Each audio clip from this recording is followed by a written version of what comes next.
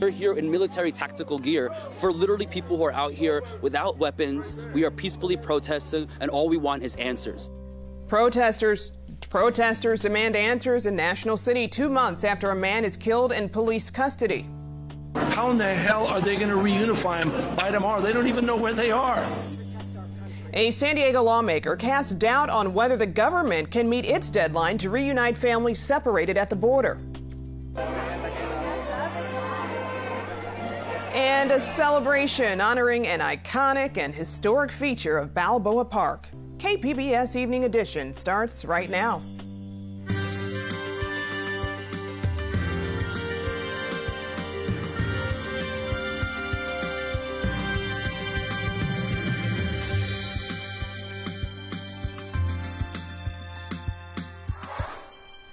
Good evening and thanks for joining us. I'm Jade Hindman.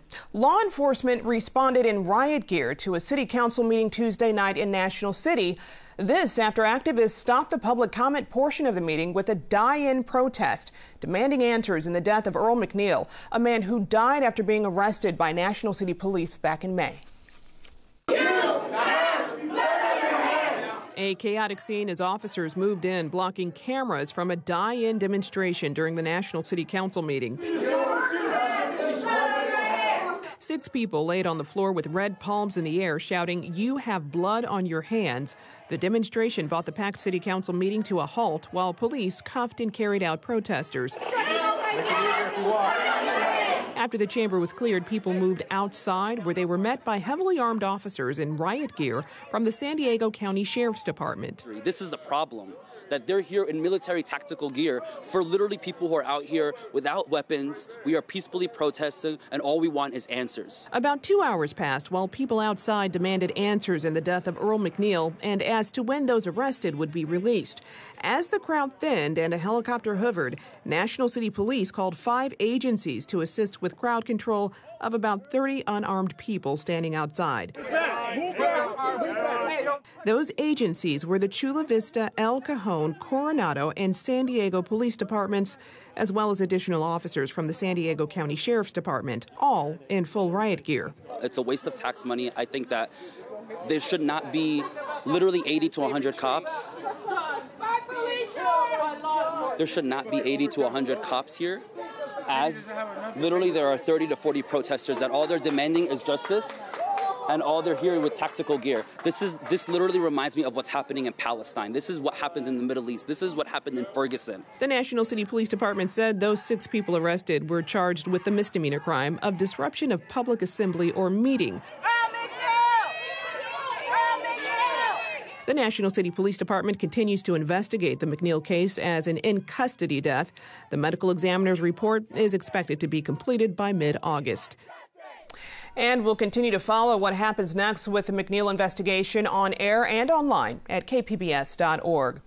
San Diego Congressman Juan Vargas is questioning the government's ability to reunite hundreds of migrant families by tomorrow's court-ordered deadline.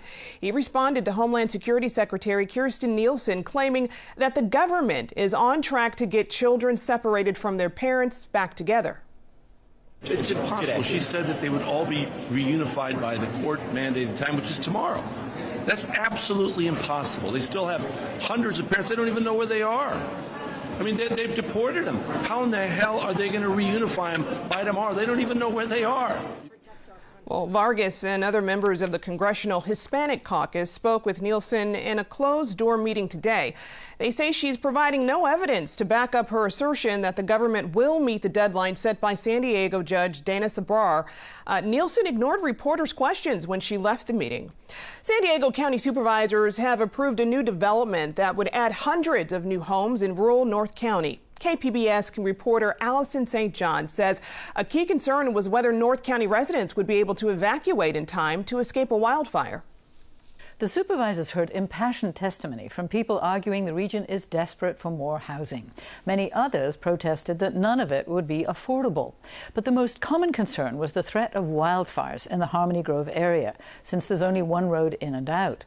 Fire officials say they are confident they could evacuate homes or advise people to shelter in place. In fact, they said a policy of sheltering in place will become more common as homes are built to be more fireproof. Local resident Jacqueline Arcevode was not convinced. What we have been able to find by hiring our own fire consultant and our own traffic engineer is that at least 2,000 to 3,000 of people and hundreds of horses would likely be trapped. 2,000 to 3,000 people. That really is a decision that you are voting on today. The supervisors are fast-tracking approval of nearly 5,000 homes this week, all of them in areas where the county's general plan has formally limited development. More than 1,000 of them are in North County, while 3,000 are in Otay Mesa. Alison St. John, KPBS News. And hey, San Diego State may have to pay more to play. City leaders are trying to see if more revenue can be generated from Aztec football. KPBS reporter Matt Hoffman joins us from City Hall to explain what's next. Hey there, Matt. Yeah, Jade. You know, when we talk about this, how much should San Diego State pay the city of San Diego to use SDCCU Stadium? It's something that city leaders seem to be at odds about. Now, today here behind me at City Hall, that issue is taken up by the city's Smart Growth and Land Use Committee. To rent the stadium, SDSU currently pays the city $1 per ticket sold, which last year added up to around $150,000. Now, a new proposal would have SDSU paying a flat fee to use the stadium and giving parking and concession money to the city. Now, combined, that's an additional $1.7 million. But SDCCU was supposed to close at the end of this year, and keeping it open would leave the city with an annual $5 million deficit. Some say it's not fair to keep the stadium open just for football, but SDSU says this proposal makes sense for both parties. We want to make sure that the city, city leadership is getting what they feel is, the cost of playing there. Again, we play 7 days a year, so that leaves 358 days out of the year that the city can go out and bring other events to the stadium to generate more revenue. So we feel like we're paying our fair share. Now, today that committee did vote to send that proposal to the full council, but without a recommendation. Now, part of what they also directed city staff to do was go back and see if SDSU, if there's any more money that they can be made out of that deal, and it's supposed to go to the full council next month in August. Matt Hoffman, live downtown, KPBS News. All right, Matt, thanks. Community college students now have more options when it comes to transferring to a four-year university. Today, officials with the California Community Colleges system signed off on a new agreement that offers students guaranteed admission to 36 private institutions in the state, as long as they meet certain academic requirements, that is. Officials say many students struggled to secure a seat at impacted UC and USC campus. It is growing increasingly more difficult to get to the campus that you want to get to within the CSU or UC. This will allow access to other great colleges and universities for our students, so that gives them the opportunity to relieve some of that tension. If they can't get in to, say, Berkeley, for example, they have options for other great colleges and universities. All right, Pepperdine University, Whittier College, and the University of San Francisco are among the schools that have jumped in on that agreement. Students can begin taking advantage of the new program in the fall. California's agriculture sector contributed approximately 8% of statewide greenhouse gas emissions in 2016. The report from the Air Resources Board named livestock as the main contributor. Capitol Public Radio's Nadine Sabai explains what the state's dairy industry plans to do about reducing emissions. California regulators are celebrating a breakthrough, a large reduction in greenhouse gas emissions in the face of a growing economy. But some industries, like the dairy farm sector, have only seen slight progress. California dairy farms are the largest in the country, so it's no wonder roughly 60% of all agriculture pollution in the state comes from them. More specifically, from their cows. It really does come down to poops, farts, and burps in the dairy industry. Michael Bocadero is executive director of Dairy Cares, a coalition that supports sustainability efforts for California dairy farms. He says the industry is trying to control the excrements produced by cows, which release methane into the atmosphere. They're even tinkering with different cow feed options, like red seaweed. The animal is not an easy undertaking, which is why a lot of research is being done to better understand where these emissions come from and how to control them. Bocadero says the state's goal is to reduce manure methane by 40% by 2030. In Sacramento, I'm Nadine Sabai. All right, from manure to marijuana. Marijuana has been legal to sell in California since January, but bringing that industry into compliance with the law is no easy task. Lori Ajax heads to State Bureau of Cannabis Control, which regulates marijuana businesses, and KPBS Metro reporter Andrew Bowen caught up with her on a recent visit to San Diego. So it's been a little over 7 months now since legal cannabis, recreational cannabis sales have started in California. How is it going? It's going fairly well. It's been really, really busy. I think we didn't realize how much, there was so much work just getting to January 1, 2018, and then once we got there, we sort of said, oh, we made it, but then it's just been a lot of work just looking at all the different things that we still have to do, getting our final regulations in place, and so, but it has been very interesting the last 7 months, and we've learned a lot. We hear a lot that there's still a thriving black market in California of cannabis. What is your agency doing to enforce the laws and make sure that things are happening in the legal market? Well, in the legal market, we're issuing licenses. We're issuing temporary licenses right now. We're starting to get ready to issue the annual licenses. And we're going out and visiting the premises, doing premises inspections, seeing how they're operating. But we're also getting a lot of valuable information from our licensees who are telling us about folks that are unlicensed operators. We're also working with the locals because they see a lot of the unlicensed operators, and we are taking their complaints, we're investigating those complaints, and really trying to work together with the local market to minimize that black market. Your agency recently came out with a new set of regulations for cannabis retailers, distributors, testing facilities. What are some of the most important bullet points in those regulations, and how are they going to impact the consumer? I think one of the biggest things is just that cannabis is tested. Our transition period ended on July 1, and now all cannabis has to be tested. So the consumer can really be confident that when they go to a licensed retail store, they're getting safe cannabis that has been tested. So you mentioned that all cannabis in the legal retail stores now has to be tested for safety and potency. Are there enough licensed testing facilities to handle all the product that's on the legal market?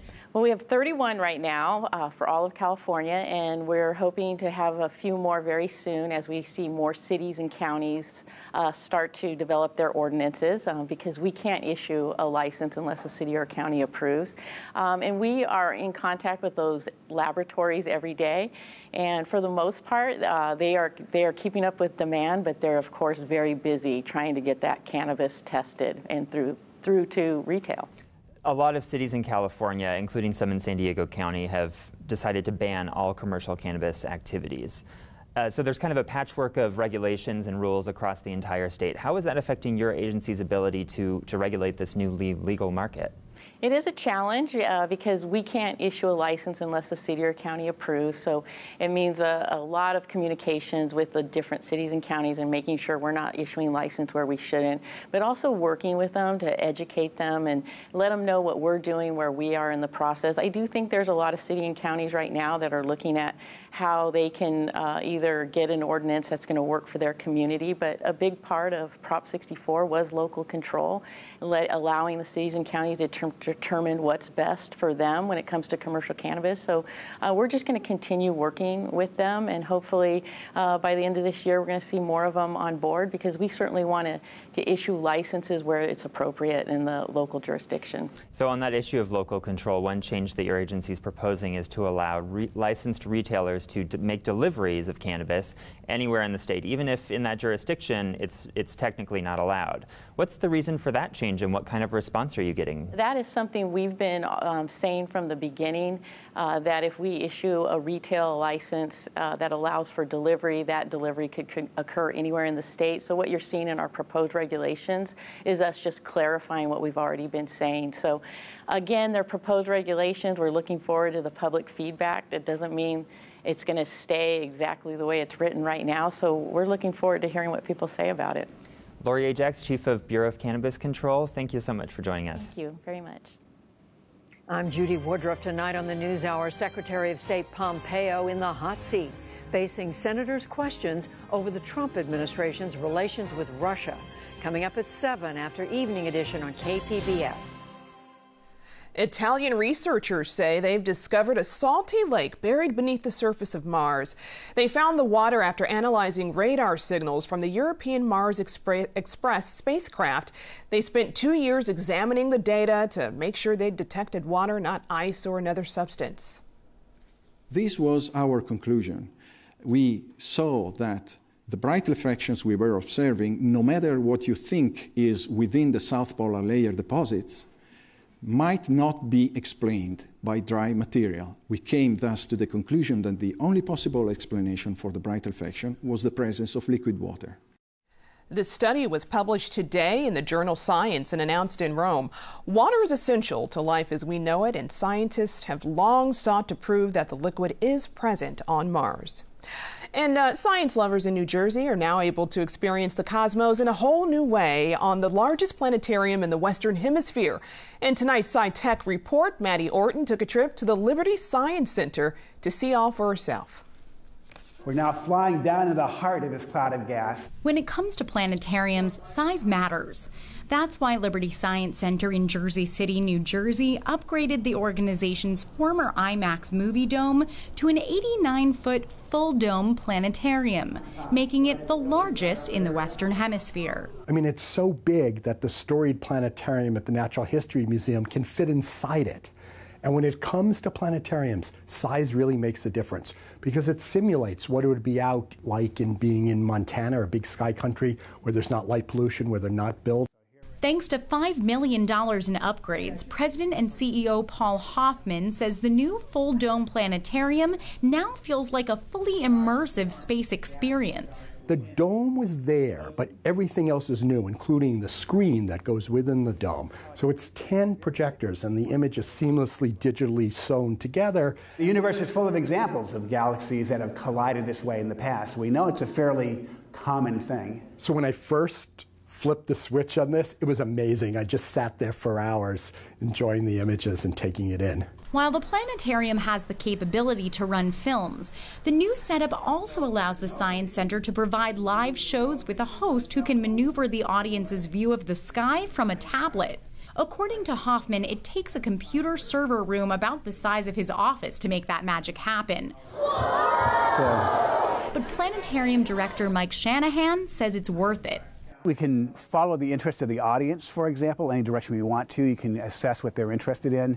If they want to see a black hole, we can bring on a black hole. If they want to hear about the recent Falcon Heavy launch, we can show that video. And it allows you to allow for questions back and forth. That ability to converse with the audience lets Shanahan really drive home the concepts he teaches, which is especially valuable because Liberty Science Center's planetarium shows correlate with New Jersey's student learning standards in science. We are inside the actual fabled rings of Saturn. A planetarium really vividly brings things to life. So if you're trying to explain the reasons for phases of the moon, for example, it's much more vivid to show how the moon changes in a planetarium sky like this than to do it just in a classroom.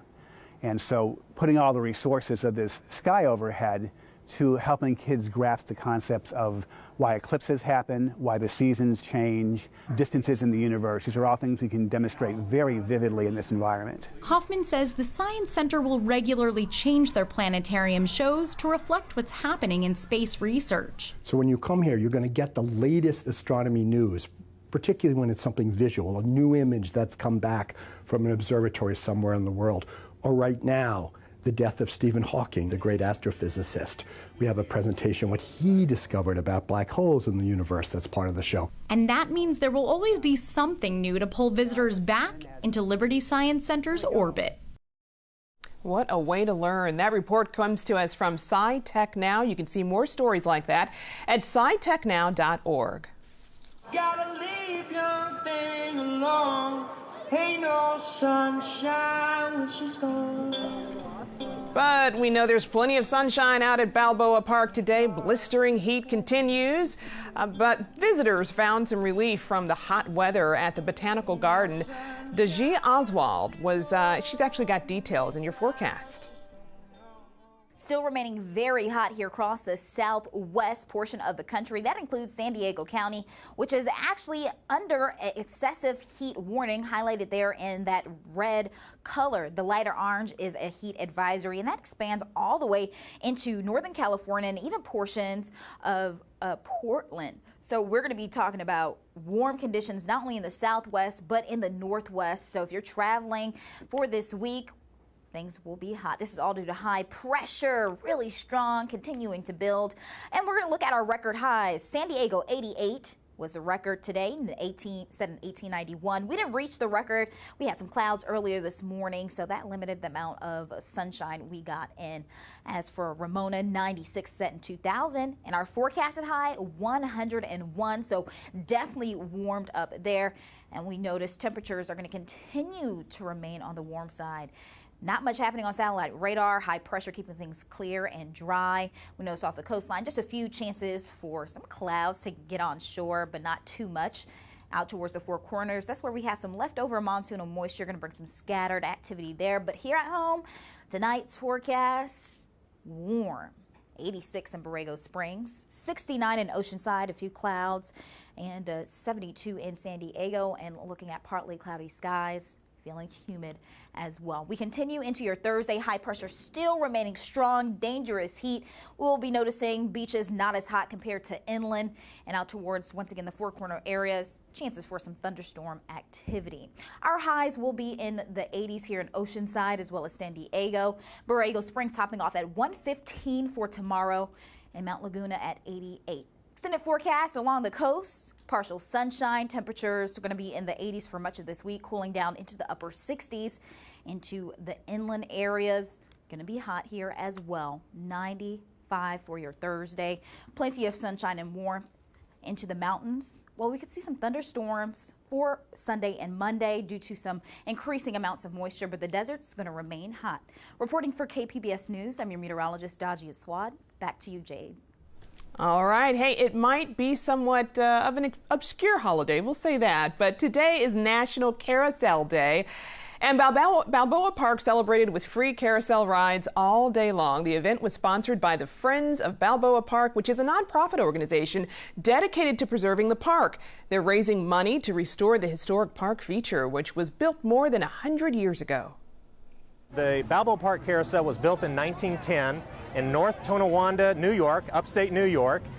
It moved actually first to Los Angeles and then went back and forth between Coronado's Tent City and Balboa Park a few years in the 19-teens. And then it stayed here for good here in Balboa Park in 1922, where it's been ever since. And this is actually a menagerie carousel, an antique menagerie carousel, which means it's a carousel that's made up of more than just horses. We have creatures from the entire animal kingdom, plus one mystical creature. We have a dragon, which is kind of rare. All right, Friends of Balboa Park is looking to raise $3 million to preserve the carousel before the organization actually acquired the ride. It was owned and operated by various local families, including the family of KPBS afternoon radio anchor Sally Hickson. How about that? All right, an organization in the Bay Area wants more women and girls at skate parks, and they're doing something about it. Producer Bill Joe Munoz from KQED brings us these scenes from a Skate Like a Girl's monthly training sessions in Oakland.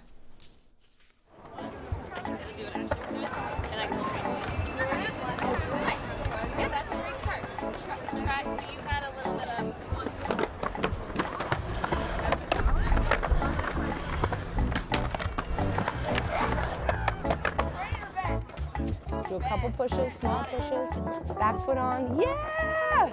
Nice, you're riding! Okay, straighten out that, yeah! Oh. No way this is your first day on a skateboard, yeah. Every last Sunday of the month, we come to Town Park from 10 a.m. to 1 p.m. First hour, 10 to 11, we do lessons for anyone, all abilities, all genders. Yes, I love that you straightened your foot out again. Can you give me a low five while you're up there? Woo! So the reason why we put female-identified folks at the epicenter of our work is that there's not a lot of places in this world that we do that. We get a lot of people that have never stepped foot in a skate park, and a lot of times it can be super intimidating just to get on a skateboard, let alone the culture that already exists at a lot of skate parks. Can be really scary, it can feel unsafe, it can feel unwelcoming, so we want to really create a community and a culture that's the exact opposite of that. Yeah! Nice job!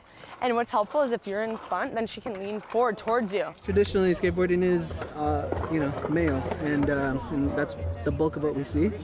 So it's always good to find events for Alondra because she needs to see that. She needs to see that girls do things that aren't just, princesses and ballet, although she does ballet and she likes princesses. I have ballet. Yeah, she does. But she also has knee pads, right? So that's the way the world is now. I'll give me a helmet too.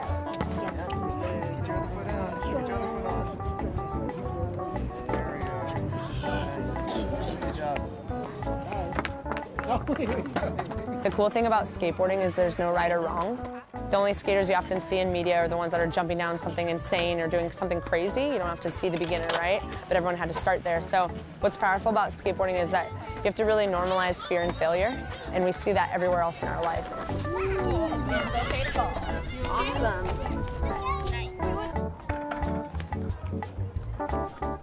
A great hobby there. Hey, here's a look at what we're working on for tomorrow in the KPBS newsroom. On Morning Edition, American troops shifting focus as Russia and China grow their militaries, how U.S. troops train for new battlegrounds. And on Midday Edition, San Diego's Artist of the Year has a new album out. We'll hear the sounds and stories from Trouble in the Wind tomorrow on KPBS Radio.